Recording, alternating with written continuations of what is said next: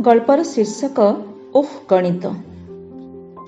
गणित पाठर ना धइला मात्रके बंटी को ज्वर माड़ी आसे। गणित बही खंडिक देखिबा क्षणी ता देहटा भୟରେ कंपी उठे। जोर करी बापा किंबा बो रफ खातार जदि खंडे अंक कषिबा पई दियंती तेबे केते देखिब ताको भिड़ीमोड़ी हेबार। मनटा बतुरी जाई बाँरु डाहाणको डाहाणरू बाँको टाणी ओटारी हेउथेबार। आउ ठीक सेतिकी बेलको पाटिटा आ हे आसीब डजन डजन हाई। ता सह शुभुथब ओह उफ एभଳି विभिन्न रकमर शब्द। रागरे जदि बापा ता गालरे चटकणाटिए बसई दियंती तेबे तो कथा सइला। कांदी कांदी सेठी एका हेजिब एक नहेले दुई। अंक कषिला बेले एमिति प्रतिदिन नाना प्रकार बाहाना बनेइबा हेचकामी देखिबा बंटीर जेमिति अभ्यास रे परिणत हो जाइथिला। एते सब यात्रा देखिबा अपेक्षा जणे ट्यूशन मास्टर जोगाड़ करदेले तो सब चिंतारू मुक्ति।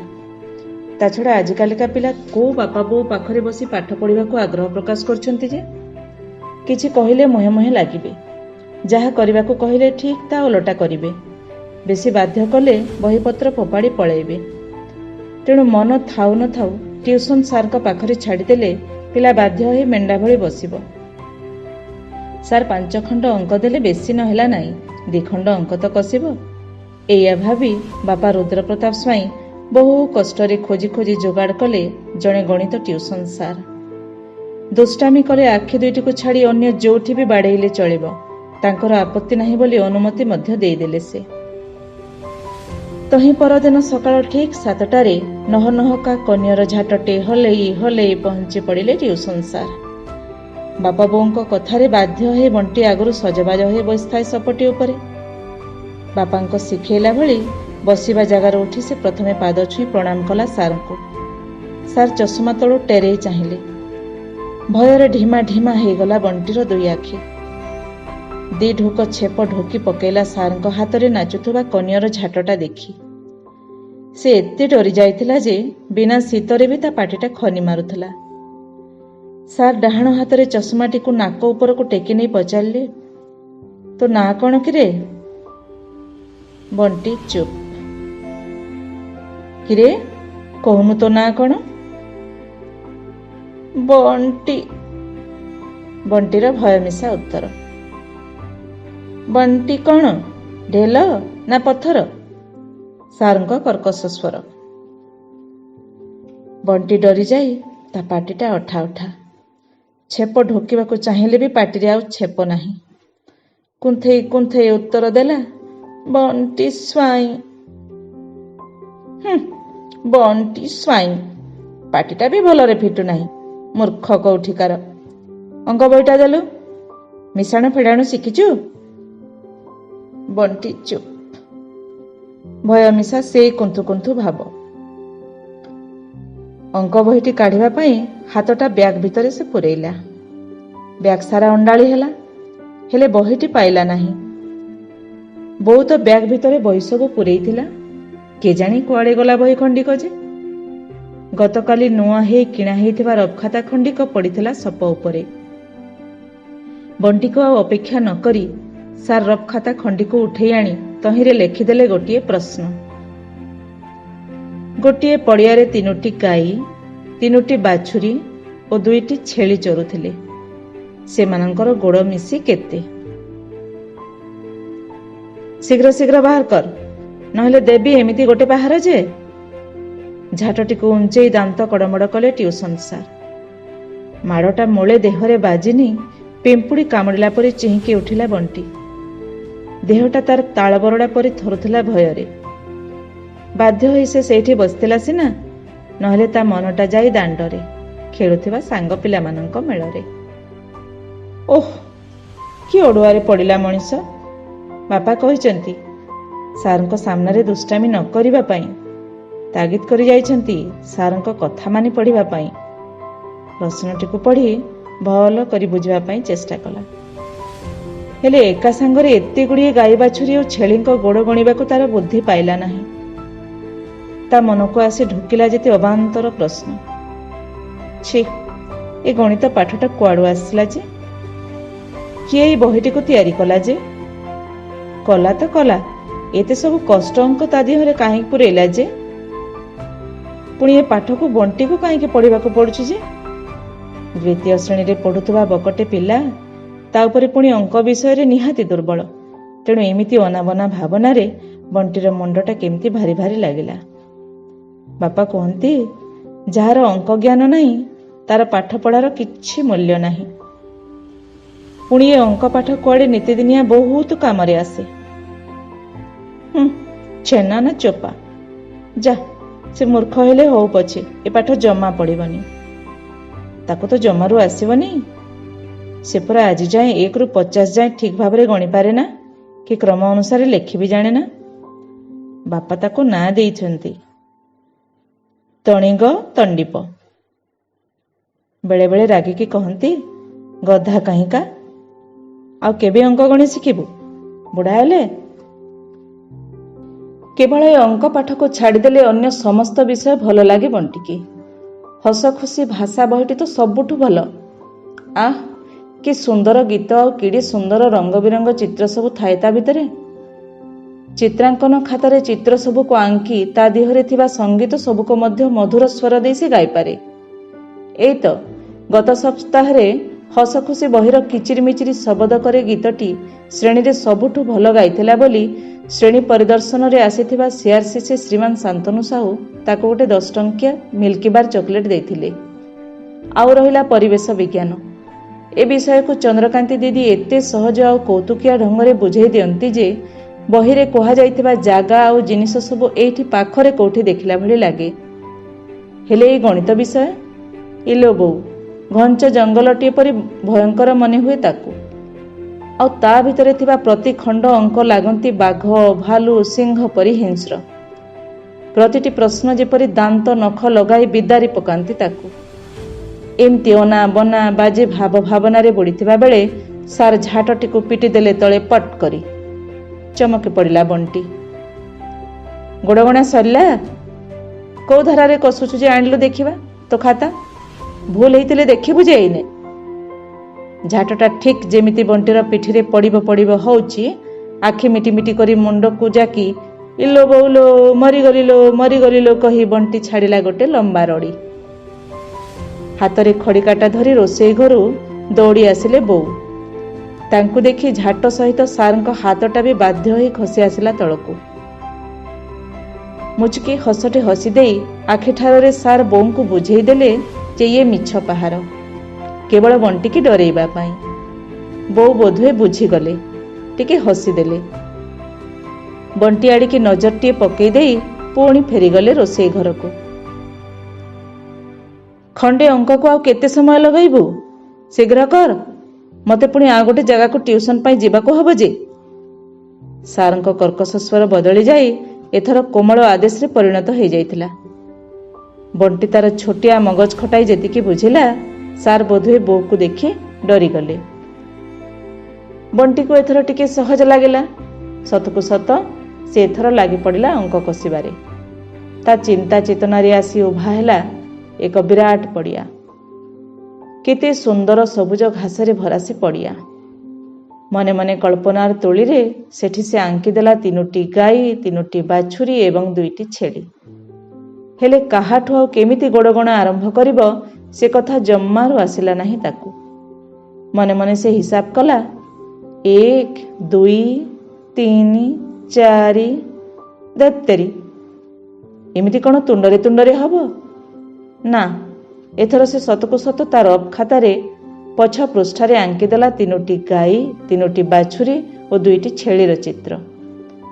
4टी लेखाएं गोड़ मध्य खंजीदेला सेमानंक देह तळकू।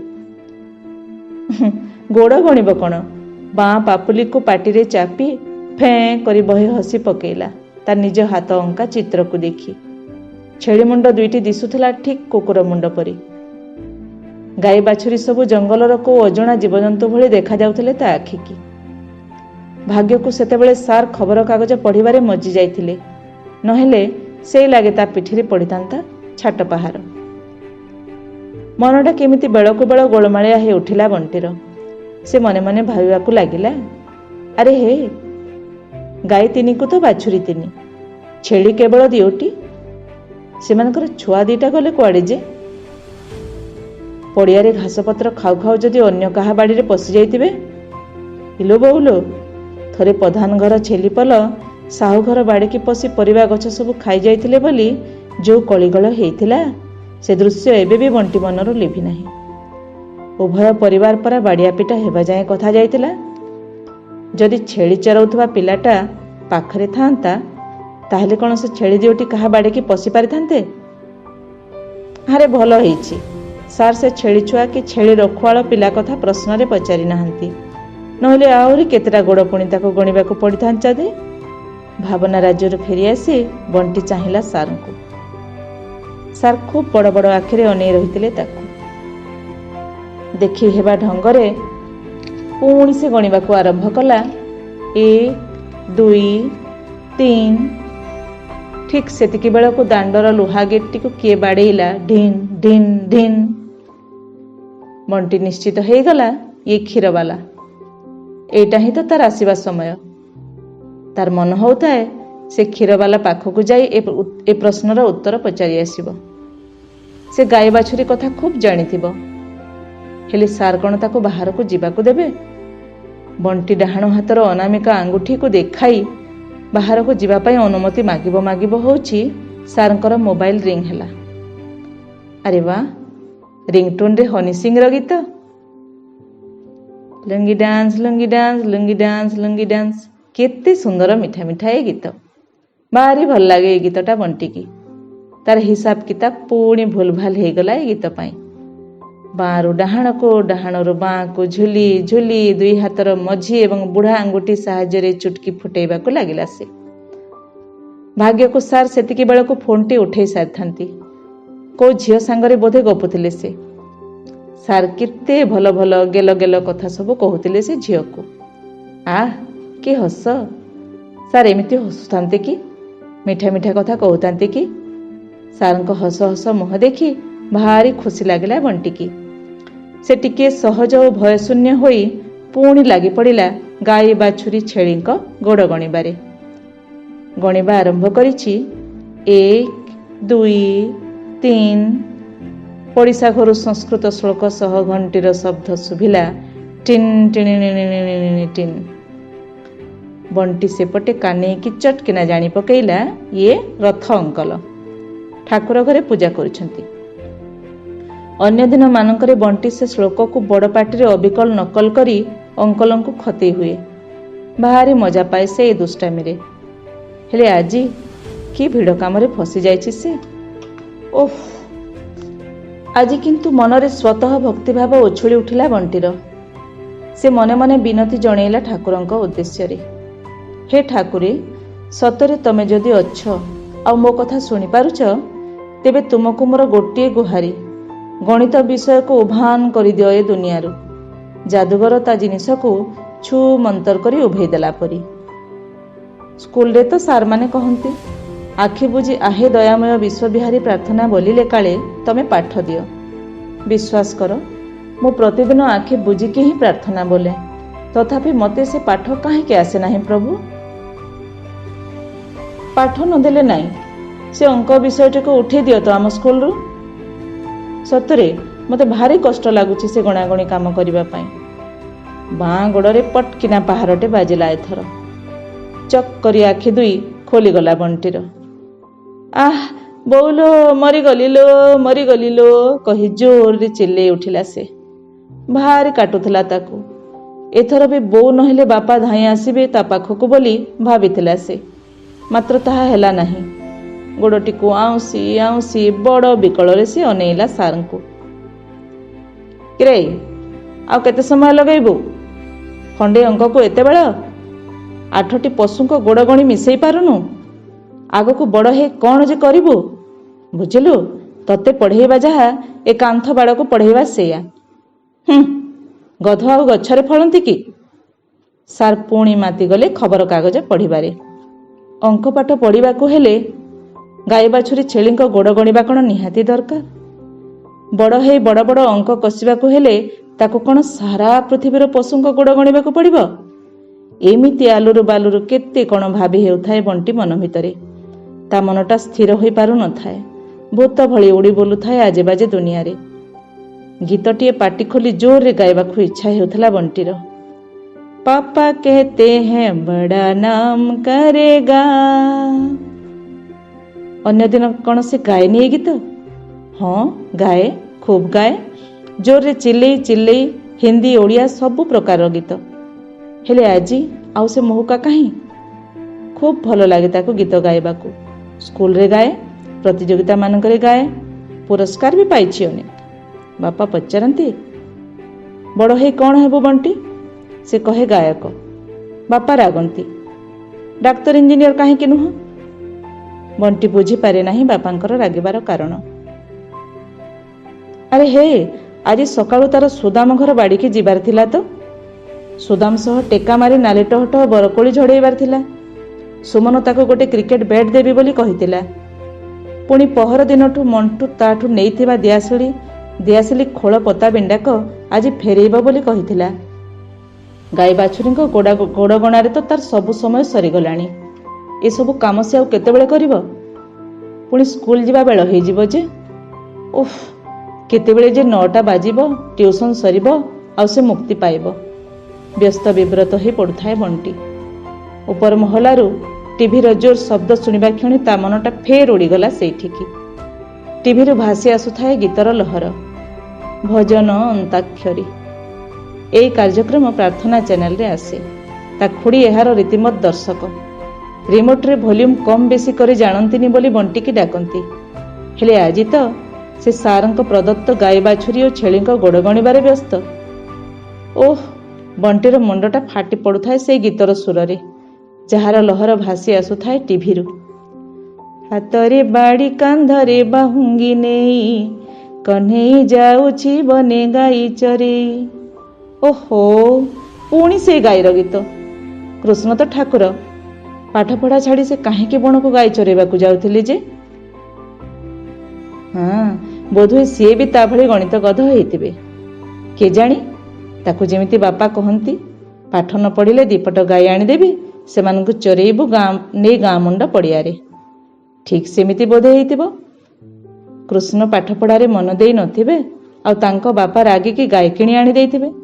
ତେଣୁ କୃଷ୍ଣ ଠାକୁର ମଧ୍ୟ ବାଧ୍ୟ ହେଇ ବଣକୁ ଗାଈ ଚରେଇବାକୁ ଯାଇଥିବେ। ଯାଆନ୍ତୁ, ପର କଥାରୁ ତାକୁ କ'ଣ ମିଳିବ ଯେ? ନିଜ କଥା ତ ବୋକେଇଲାଣି।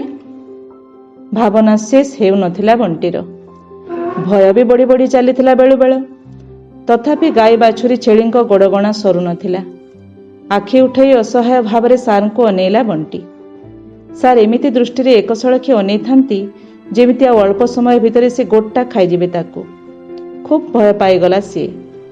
ସାରଙ୍କ ହାତରେ ନାଚୁଥିବା ଝାଟଟା ଦେଖି ତାକୁ ଲାଗୁଥାଏ ଧନୁଯାତ୍ରାର କଂସ ମହାରାଜ ଯେପରି ଖଣ୍ଡାଟି ଧରି ଦପ୍ତର ଛୁଟେଇ ଚାଲିଥାନ୍ତି।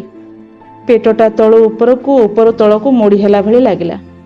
ଟ୍ୟୁସନ ହବ ବୋଲି ବୋଉ ଆଜି ସକାଳେ ଖୁସିରେ ପୁଳାଏ ଦଲିଆ ଉପମା ଖୁଆଇ ଦେଇଥିଲା। ଏବେ ସେ କ'ଣ କରିବ? ଏପଟେ ପେଟ ମୋଡ଼ିଲାଣି, ତାପରେ ପୁଣି ସାରଙ୍କ ମାଡ଼ ଭୟ। ତାକୁ ଭାରି ଅସ୍ତବ୍ୟସ୍ତ ଲାଗୁଥାଏ।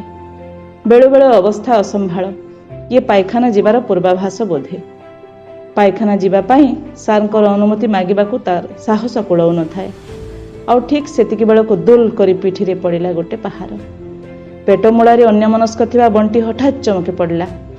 ଭେଁ ଭେଁ ହେଇ କାନ୍ଦି ଉଠିଲା ଜୋରରେ। ଆଉ ତାର ଶକ୍ତି ନଥିଲା ଉଠି ପାଇଖାନା ଯିବା ପାଇଁ। ସେଇଟି ଏକା ହେଇଗଲା 1 ଆଉ 2। ନାକରେ ରୁମାଲ ଜାକି ଟ୍ୟୁସନ ସାର୍ ବାହାରକୁ ବାହାରି ଯାଉଥିଲେ ତରବର ହେଇ।